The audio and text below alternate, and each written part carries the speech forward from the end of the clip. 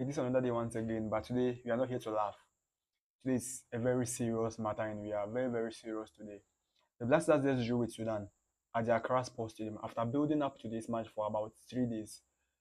And we thought we would have been able to win against Sudan in order to at least get 4 points out of the three matches we've played. So far, Black Stars has played 3 matches in the AFCON qualifiers. And guess what? We've been able to amass only 2 points. We're not playing against Senegal. We're not playing against Morocco. We're not playing against Algeria. We played against Angola. We played against Niger. And today, we played against Sudan. So against these countries, you've been able to amass only 2 points. Then what if you face the top giants and the Galacticos in African football? What if we qualify? And you see, we've been massaging this issue. We've not been, speaking directly to the main cause of the problem. Every day we massage the issue, we massage this, we try to speak it, and it's like we are afraid of the particular issue that is actually affecting the Black Stars. The issue is the tactical indiscipline of the players. Yes, the players are indisciplined tactically. You're playing against Sudan, and you know this is what the coach has instructed you to do. And some players are just playing as if they are playing for themselves. So, what happens, or what do you feel when you go to the house, when you meet your fellow Ghanaians, and they tell you that so you couldn't score Sudan? How will you feel? That means Sudan is not a powerhouse we should struggle as a country when it comes to football. Sudan isn't a powerhouse, and it's a obvious fact. Sudan isn't a country we should struggle in beating, especially in an AFCON qualifiers. We struggled against Angola, which is surprising. Against Niger, we drew with Niger. Come on, Niger for no. Which kind of football or which kind of quality does Niger have that we cannot play, we cannot face Niger and beat them convincingly? Yet we drew against Niger. Today against Sudan, these points was more important to Ghanaians. We needed these 3 points in order to assure our hopes of qualifying to the AFCON in Morocco, and we drew again. So what are the assurances that we are going to beat them in Libya, where we are going to play our away game? At home, you were not able to beat them. Then away, although they are playing away from home, but remember, the last time Black Stars played a match away from home was against Niger just recently at Morocco. We drew against Niger 1-1. We drew. So what are the assurances that we are going to Libya, face Sudan, Kwasi Appiah Sudan, and beat them? I heard after the game, Otto Addo, who is the head coach, said Sudan were very lucky, and the next time you meet, you're actually going to beat them. You had things to do. Why didn't you do it today at the backyard of your own countrymen, in front of your supporters, where they were throwing in massive support? Why didn't you do that? You drew today against Sudan, and you are expecting us to believe that you are going to beat them away. What do you take us for? Against Sudan, as at first half, Black Stars had created only 5 chances. I'm trying to explain something here. We are going tactically into the game. We are going to talk about the game itself, because they've really disappointed us. I don't know whether it's Otto Addo, but I already said that players are tactically indisciplined. Now we'll explain. Now we'll talk about that after this one.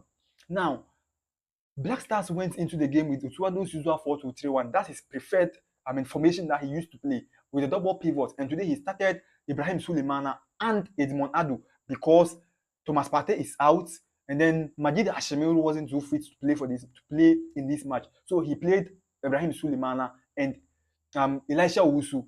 Sorry, I said Edmond Addo. Elisha Owusu.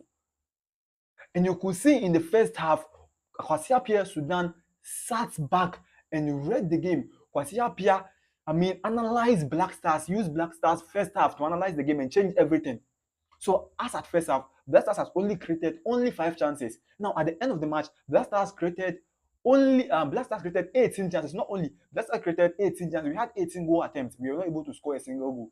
Meaning Sudan's side relaxed. They defended in low block. They tried not to concede the goal. So after first half, they opened the game and then they'll play against Sudan. And Kwasi Appiah realized that even if I open up the game, they do not have a threat up front to beat us. So at second half, he opened up. We created this huge number of chances, but yet we were not able to beat Sudan. We were not able to score a single goal. And check that miss from Kudus Mohammed, another one from Inak Williams, and the next one from Antoine Semenyo. These are the top players we've been relying on for the past 3 years. These are the players who are playing actively and scoring goals for their clubs week in, week out for their clubs. And yet in Ghana, Kudus, you miss this chance and you expect us to clap for you.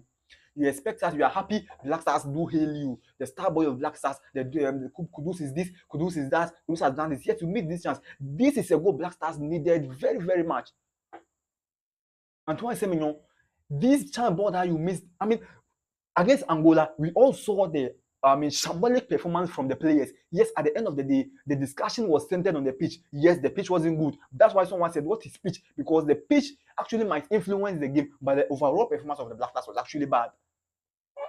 The overall performance was bad, and we have to improve on our performance. And even if this match that we played, even if we have won, if we had won this match, we win the rest of our match and we qualify again. We qualify for the AFCON. Our performance with this performance, I don't think we can beat the creme de la cremes of African football. It will be very, very difficult to use to face Senegal, to face Morocco, to face Algeria, to face Tunisia, the Ivory Coast with this kind of performance. It will be very, very difficult.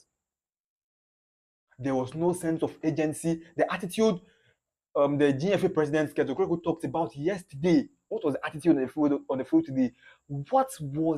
How was the players' attitude when it comes to scoring goals? When it comes to the players will realize that we've played up to the 80th minute of the match. It's left with 10 minutes, so we need to hurry up when it comes to infringements we get, to be quick and then try to push for a goal. How was it? And you talk about this and then you become emotional when you're talking about Black Stars. You become very, very emotional when you're talking about the Black Stars. Kudus Mohammed started, Jordan Ayew started, Enes Nuama started, and these players up front. So the up front was Semenyo, Enes Nuama, and then Jordan Ayew at the first half. And then after the first half, he substituted Jordan Ayew and Enes Nuama, brought in Ishahaku and then Inaki Williams. What did they bring up? What did they add? It was just a normal thing. There was no, and I'm very, very disappointed in Otto Addo. Yes, I was one person who believed in Otto Addo after Milovan was sacked. I campaigned for Otto Addo to be appointed as the Black Stars coach because I saw his work at Borussia Dortmund. I saw we have a young team we could work on. We just need to give them time. But when you are watching a team and are rebuilding with the work in progress, you could clearly see the team will get somewhere. They will do well going forward. But with this team, it's like we are always retrogressing. There's no improvement. This was Otto Addo's second time, and out of 9 points in the AFCON qualifiers, we've been able to amass only 2. It's not shameful. That's not ashamed of themselves. You play for Black Stars, for crying out loud. You are playing for a whole country. Out of 30 million people, you are the 11 players selected to represent the whole country. Over 30 million people showing their support to you. Play and then win for us. We are going to cheer you up, and this is the performance you sell out. And you want us to be hailing you, Kudus, Inaki, Semenyo. Oh, come on. First half, there was no creativity in our game. There was no connection midfield. The players were just giving out easy passes. No one wanted to take risk to give that breaking line passes to create or to break the defense of the Sudanese. We're just playing a normal game. If it was this kind of game we wanted to watch, if it was this kind of game we wanted to watch, we would have used the Samatex boys, we have used the Dreams FC. At least these players can sell this kind of game to us. But we saw that no, we needed top quality players to win this match for us, for the Black Stars, because Black Stars have a standard. We've seen players, we've seen the Michaelisians, we've seen even since I started watching football not long ago, but I've seen quality players that even when you're on the pitch, you could smell, you could feel and see their quality when they even with the first touch. Yet they were committed. Their attitude on the field was something you could be proud of, that you are supporting Black Stars. But now you ask some people and they're saying that, oh, Black Stars against Sudan, or Sudan will score us. When did that start? Against Sudan, and some people believe Sudan are going to score Black Stars. When did that start? When did it start? Black Stars against Sudan, and people believe Black Stars are going to score us. Yes, Kwasi Appiah took over. They had a good run in the last 12 matches they've played. They've won 8 of them. Yes, but we are playing against Sudan, and they are even confident. And did you hear what Ignatius Joseph said?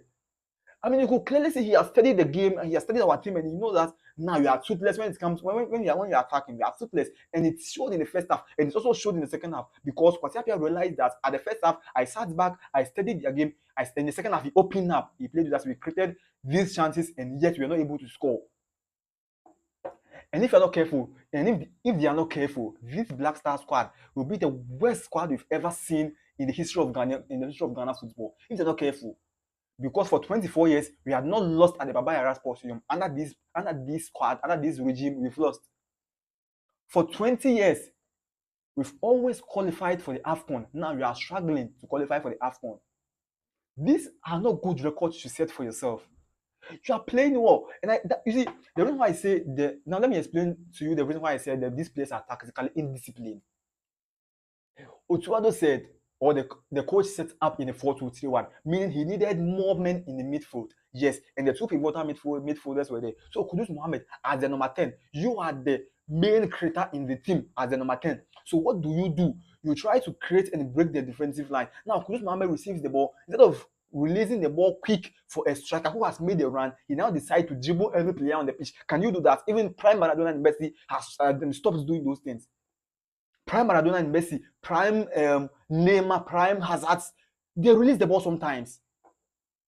What of you could do, Mohammed? Just release the ball. A player makes a quick run, just release the ball, and then the striker maybe can score. And everybody thinks he's the Superman of the Black Stars. When they go to their clubs, for example, Jordan Ayew at Leicester City, he's just playing under some players. He's playing according to, a system. He follows the system and he respects the coach's tactics. Kudus Mohammed was given the chance to score goals at West Ham last season under David Moyes. But this season, during Lopetegui, if you watch the game closely, you could clearly see Lopetegui has restricted him and now has given him different rule. Yet you have to adjust. And he has, because he's playing for West Ham United. Why is that when it comes to Ghana, you don't respect the tactical decision of the coach. You try to do whatever thing you want. Come on, it's very, very appalling. I think if this is what we are continuing going to sell out to, the fans out there, they will continue to lose interest in these Black Stars matches, because there's nothing to root out of. Like when you're going to watch the Black Stars match, a match that you are going to watch, and you know definitely the results that's going to come out is not going to be positive, or it's always going to be negative. And now Black Stars are struggling to qualify for an AFCON tournament in a group with Angola, with Niger, and with Sudan. Very, very shameful. And I think these players should bow down their head in shame for not able to win against Sudan. I'm not underestimating Sudan, but with at least the little quality we have, I am not saying this quality is up, top, and extraordinary quality. No, we do not have that. But the little one we have, I think we have enough quality to be able to beat Sudan. Come on, this is not something we should argue on. Fine, I don't know Sudanese. They actually played well, with all respect. Their goalkeeper pulled out some good saves, but you see, our players made the goalkeeper look extraordinary. That could do what the goalkeeper saved. The goalkeeper might be proud of saving that, but yes, he's proud because he saved the last minute. A clear goal scoring opportunity from Kudus Mohammed, a player playing for West Ham United. But Kudus didn't play that ball well. How could you miss this chance, Kudus Mohammed? Thank you very much for watching. And I think if they continue playing this kind of game, I think it's going to be very difficult. And even if you qualify, you're going to spend and waste money in Morocco. And I think with this kind of game, I'm sorry, we should come back. Yes.